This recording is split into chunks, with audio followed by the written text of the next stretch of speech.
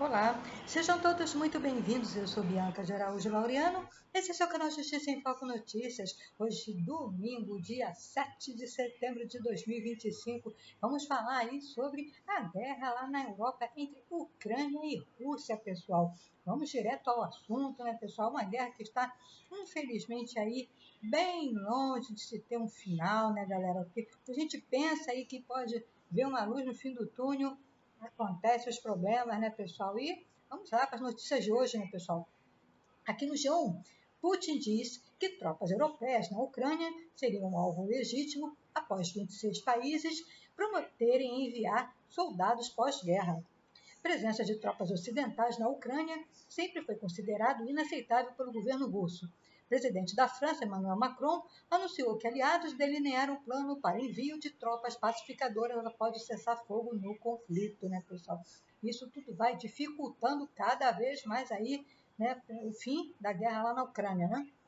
O presidente da Rússia, Vladimir Putin, disse nesta sexta-feira, dia 5, que quaisquer tropas ocidentais enviadas à Ucrânia seriam considerados alvos legítimos de ataques russos. A fala de Putin ocorre no dia após o presidente da França, Emmanuel Macron, afirmar que 26 países haviam se comprometido a enviar tropas e fornecer garantias à segurança da Ucrânia, incluindo uma força internacional em terra, no mar e no ar no pós-guerra. Em relação a possíveis contingentes militares estrangeiros da Ucrânia, essa é uma das causas fundamentais de se tentar atrair a Ucrânia para a OTAN. Portanto, se algumas tropas aparecerem lá, especialmente agora durante as operações militares, partimos do princípio de que serão alvos legítimos para destruição, afirmou Vladimir Putin em entrevista em um fórum econômico em Vladivostok. A presença de tropas ocidentais na Ucrânia sempre foi considerada inaceitável pelo governo russo, e Putin reiterou o argumento de que uma das razões pela qual invadiu a Ucrânia foi impedir que a OTAN admitisse Kiev como membro e se posicionasse suas forças no país. E se forem tomadas decisões que levem à paz duradoura, então simplesmente não vejo nenhum sentido na presença delas no território da Ucrânia e ponto final, completou Putin, né, pessoal? Isso aí, é claro, é um indício de que os países não confiam aí que Vladimir Putin vá cumprir aí um tratado de paz, né, um suposto, ainda suposto, né, tratado de paz acertado aí com a Ucrânia, né? Então, ele disse as negociações vão levar à paz, não há necessidade de tropas internacionais lá na Ucrânia. É isso que ele está dizendo, por trás da palavra dele, ele está querendo dizer, não sou confiável, né? As pessoas não confiam no que a Rússia se compromete, né? Então isso aí irrita, né, o líder russo, por isso ele diz não admitir tropas lá na Ucrânia no pós-guerra. O presidente da Ucrânia, Volodymyr Zelensky, disse na sexta-feira que milhares de soldados estrangeiros poderiam ser enviados ao país como parte de garantias de segurança em acordo de paz para encerrar a guerra na Rússia. Definitivamente, não serão poucos dígitos, mas sim na ordem dos milhares. E isso é um fato, mas isso é um pouco cedo para falar sobre isso, disse aí Volodymyr Zelensky. O planejamento de garantias de segurança à Ucrânia após um cessar-fogo no conflito está sendo liderado por países europeus. Mas outros membros da OTAN, como o Japão e o Canadá, também participam das tentativas. Não foram revelados os 26 países que se dispuseram a enviar tropas à Ucrânia, né? Que na verdade atrapalha aí, né? Essa tentativa que o pessoal está fazendo de haver um cessar-fogo, haver paz aí entre Rússia e Ucrânia. Apesar de Trump ter dito que os Estados Unidos não irão enviar tropas à Ucrânia, o país poderia liderar os esforços de vigilância em uma eventual zona tampão, criada entre as regiões dominadas pelas tropas russas e restante do território ucraniano, segundo o jornal americano NBC. Muito bem, pessoal. Europeus pela segurança na Ucrânia.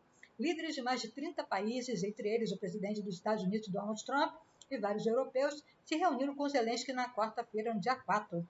O encontro da chamada Coalizão de Dispostos aconteceu em Paris, com o objetivo de discutir os próximos passos para tentar colocar fim ao conflito entre o país e a Rússia. Em coletiva de imprensa após as negociações, o presidente da França, Emmanuel Macron, contou que 26 países se comprometeram a enviar tropas à Ucrânia, seja em papel terrestre, marítimo ou aéreo, com uma garantia de segurança em caso de um acordo de cessar-fogo.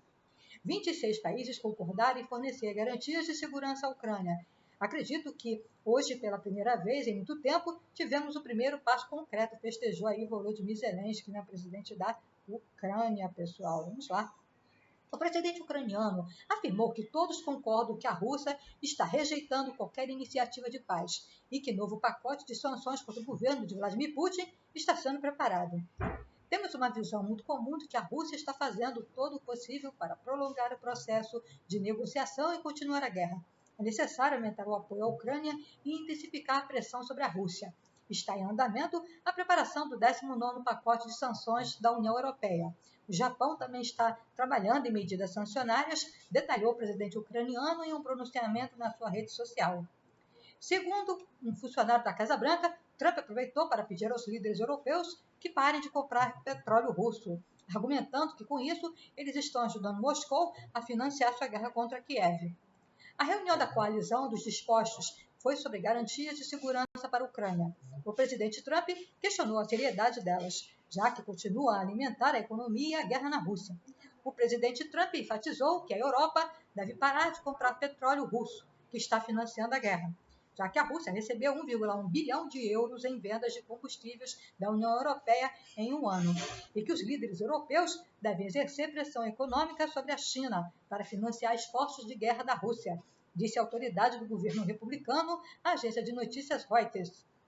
O presidente da Finlândia, Alexander Stubb, confirmou que a guerra sugeriu sanções sobre o petróleo e o gás russos.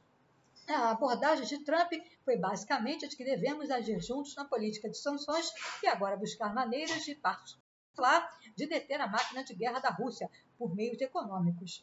Nesse caso, há dois alvos, petróleo e gás.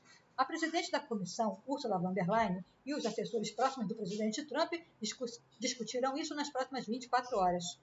Um projeto de lei da Comissão Europeia propõe eliminar gradualmente as importações de petróleo e gás russos da União Europeia até 1º de janeiro de 2028.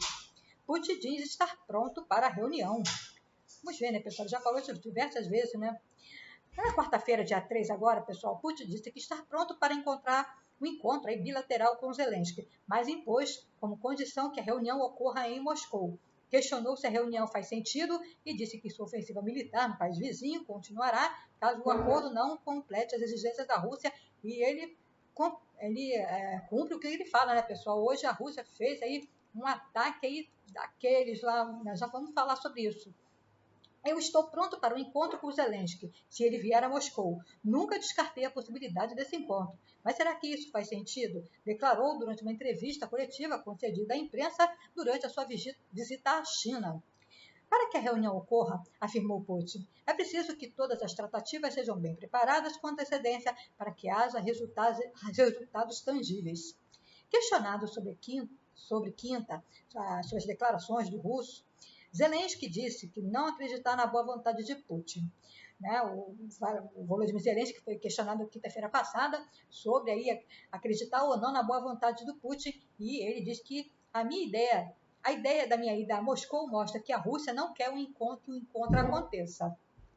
A possibilidade de um encontro de Putin e Zelensky, que seria o primeiro desde o início da guerra na Ucrânia, há 3 anos e meio, foi aberta durante a cúpula entre Putin e o presidente dos Estados Unidos, Donald Trump, em meados de agosto, no Alasca.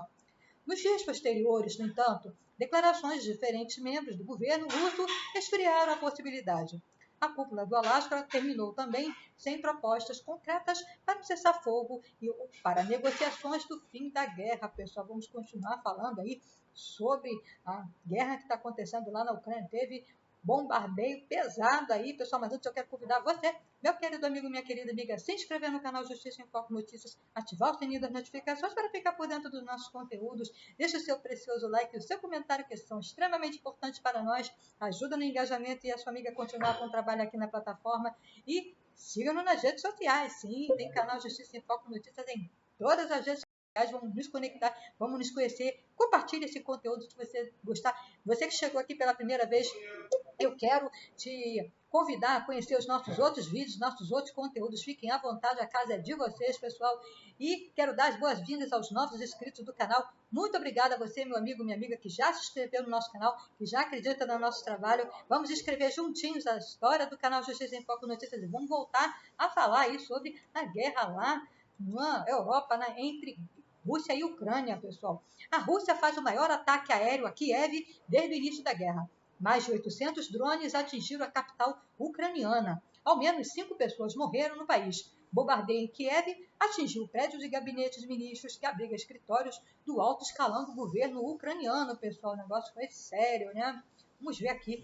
A Rússia lançou neste domingo, dia 7, o maior ataque aéreo desde o início da guerra contra Kiev, capital da Ucrânia. Ao menos 4 pessoas morreram. Pela primeira vez, um prédio do governo ucraniano em Kiev foi atingido por bombardeio.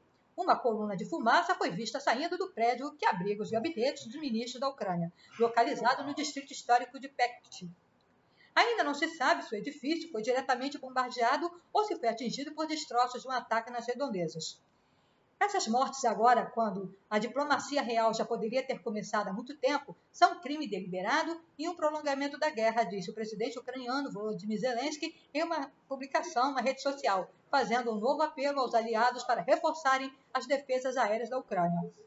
A Rússia confirmou o ataque e afirmou que a ofensiva teve como alvo fábricas de armamentos ucranianos, infraestrutura de transporte utilizadas pelo exército da Ucrânia, aeródromos e arsenais. Zelensky afirmou que também conversou com o presidente da França, Emmanuel Macron, sobre os ataques deste sábado. Combinamos com nossos esforços diplomáticos e os próximos passos e contatamos parceiros para assegurar uma resposta apropriada, afirmou o ucraniano em uma mensagem transmitida pelo aplicativo de mensagens.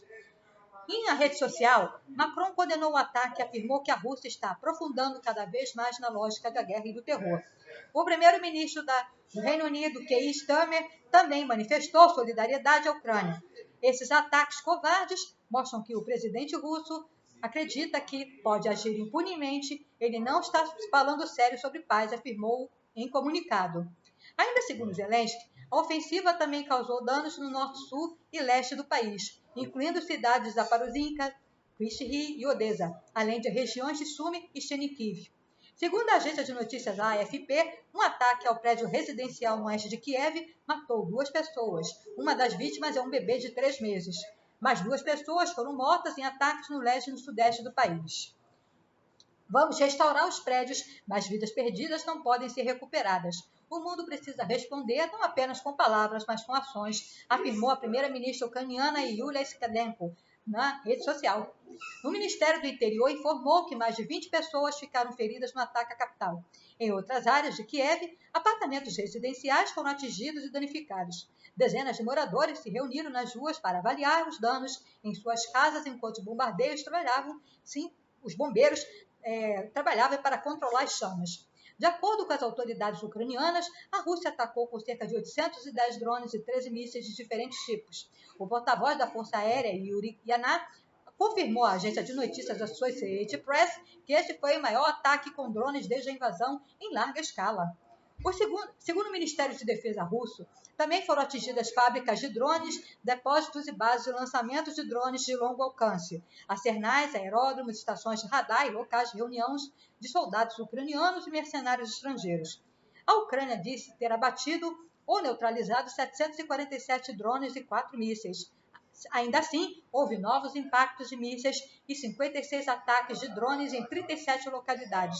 Em 8 delas, destroços caíram sobre áreas civis. Negociações para o acordo de cessar-fogo que está cada vez mais difícil, né, pessoal? Até agora, Moscou vinha evitando o alvo central do governo em Kiev. O ataque refletiu o crescente pessimismo na Ucrânia e entre os aliados quanto à possibilidade de um conflito terminar em breve, com o presidente russo Vladimir Putin resistindo a pedidos de cessar-fogo e encorajado pelo fortalecimento das relações com a China. O presidente dos Estados Unidos, Donald Trump, demonstrou, por sua vez, grande frustração com Moscou desde que se reuniu com Putin no mês passado, mas até agora resistiu a impor sanções mais duras como forma de pressionar a Rússia a negociar, pessoal, o fim da guerra lá na Ucrânia, pessoal, está cada vez mais complicado, está difícil segurar aí a situação, vamos continuar acompanhando aqui a situação, pessoal? E qualquer novidade a gente traz aqui para vocês. Fiquem todos com Deus. Um forte abraço. Até o nosso próximo conteúdo. E não se esqueça, pessoal, fique conosco, porque aqui você sabe, será sempre uma questão de justiça. Obrigada.